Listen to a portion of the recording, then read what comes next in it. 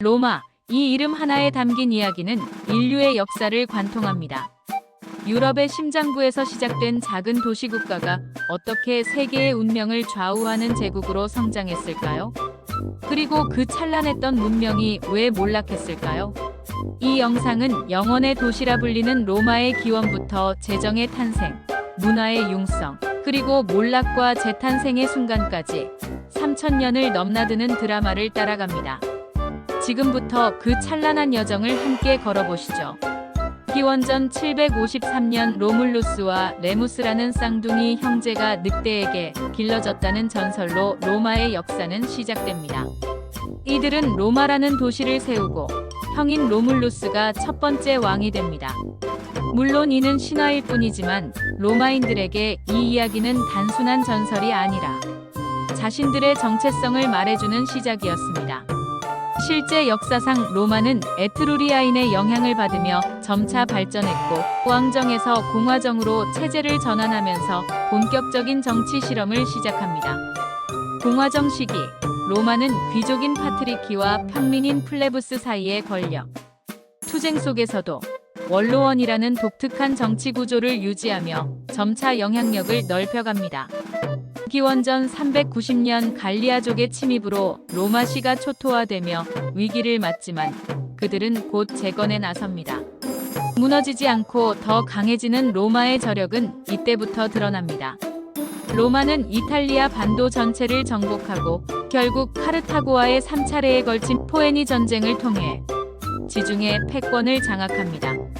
특히 기원전 216년 한니발 장군이 알프스를 넘어 로마를 기습했을 때 로마는 무너지지 않았습니다.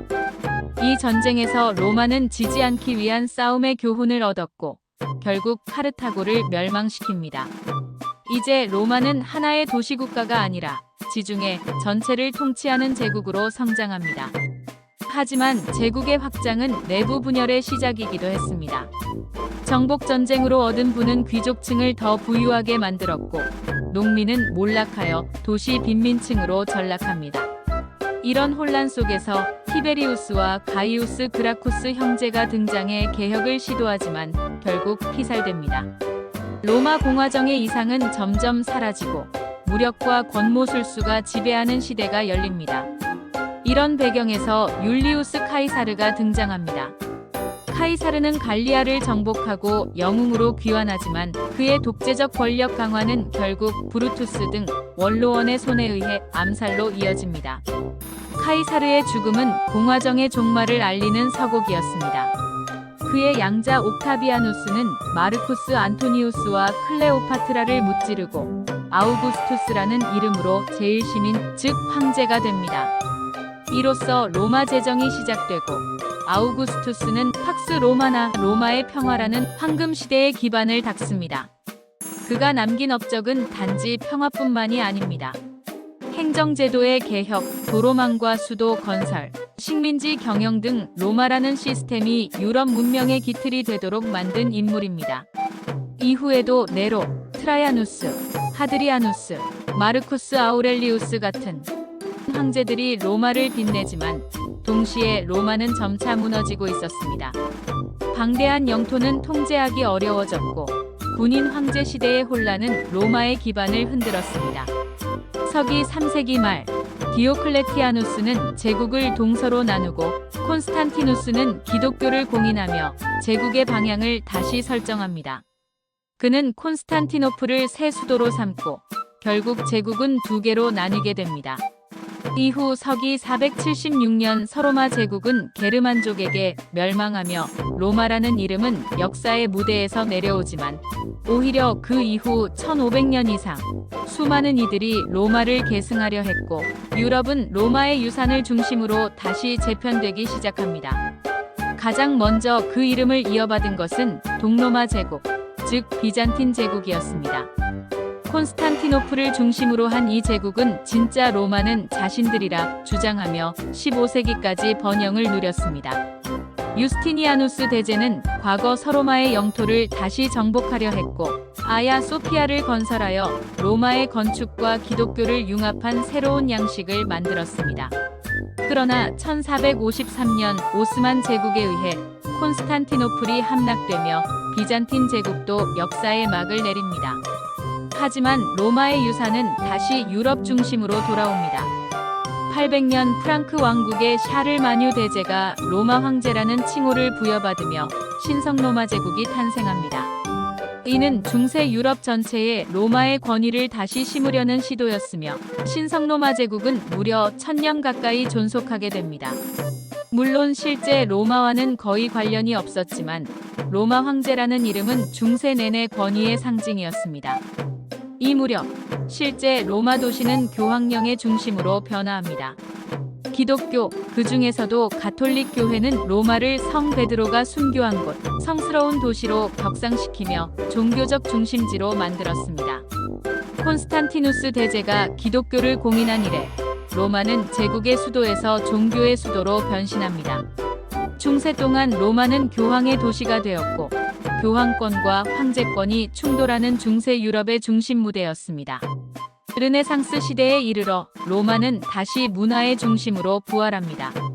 미켈란젤로가 시스티나 성당의 천장을 그렸고 라파엘로와 브라만테가 바티칸의 건축을 이끕니다.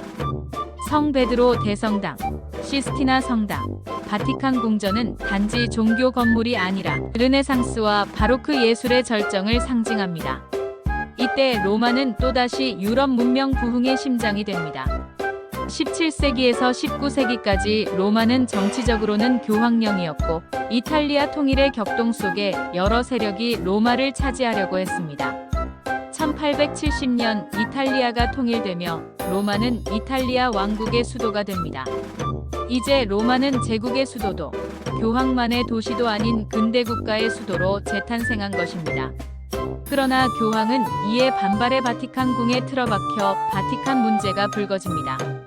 이 문제는 1929년 라테란 조약으로 해결되며 바티칸은 정식으로 독립국이 됩니다. 이렇게 로마 안에 또 하나의 국가, 바티칸 시국이 탄생한 것입니다. 2차 세계대전 후 이탈리아는 공화국이 되었고 로마는 다시 민주주의 국가의 수도가 됩니다. 파시즘의 흑역사를 딛고 로마는 자유와 평화, 그리고 유럽 통합의 상징으로 거듭납니다. 1957년 바로 이곳 로마에서 유럽 경제 공동체 이시 창설을 위한 로마 조약이 체결됩니다. 이는 훗날 유럽연합으로 발전하는 기반이 되었고 로마는 또다시 새로운 유럽 질서의 중심이 됩니다. 오늘날 로마는 유적과 현대가 공존하는 도시입니다. 콜로세움 옆을 달리는 오토바이, 고대 유적 사이를 누비는 관광객, 바티칸 광장을 가득 메운 신도들, 그리고 유네스코가 보호하는 수많은 문화유산들. 로마는 과거의 박물관이 아닙니다. 살아 숨쉬는 역사 도시이자 세계인의 정신적 고향입니다. 여전히 전 세계 가톨릭의 중심지로서 매년 수백만 명의 순례자들이 찾고 동시에 유럽 정치, 예술, 패션에 영향력 있는 도시로서 문화적 생명력을 이어가고 있습니다. 한 도시가 어떻게 3000년 가까운 시간 동안 수많은 정권과 제도를 거쳐 지금까지 중심의 자리를 유지할 수 있었을까요? 그 이유는 아마도 로마가 권력의 도시가 아닌 이야기의 도시였기 때문일 것입니다. 로마는 전쟁과 종교 혁명과 재건, 찬란한 예술과 피비린내 나는 정치, 모든 것을 경험하고도 꺼지지 않은 도시입니다. 그래서 지금도 로마를 찾는 사람들은 단순한 여행객이 아니라 인류의 뿌리를 확인하러 온 순례자들인 셈이죠. 콜로세움과 포룸, 판테온은 단지 유적이 아니라 로마인들의 사고방식과 통치 철학을 담은 거대한 상징입니다. 오늘날 로마를 찾는 사람들은 이 유산 속에서 살았던 제국의 영광과 인간 문명의 깊이를 동시에 마주합니다. 로마는 단순한 과거의 도시가 아닙니다. 권력의 순환, 제국의 흥망, 그리고 인간의 본성에 대한 근본적인 질문을 지금도 우리에게 던지는 살아있는 역사 그 자체입니다. 로마가 영원의 도시라 불리는 이유는 바로 여기에 있습니다. 시니어 지식클럽 세계의 도시, 다음 편도 기대해주세요.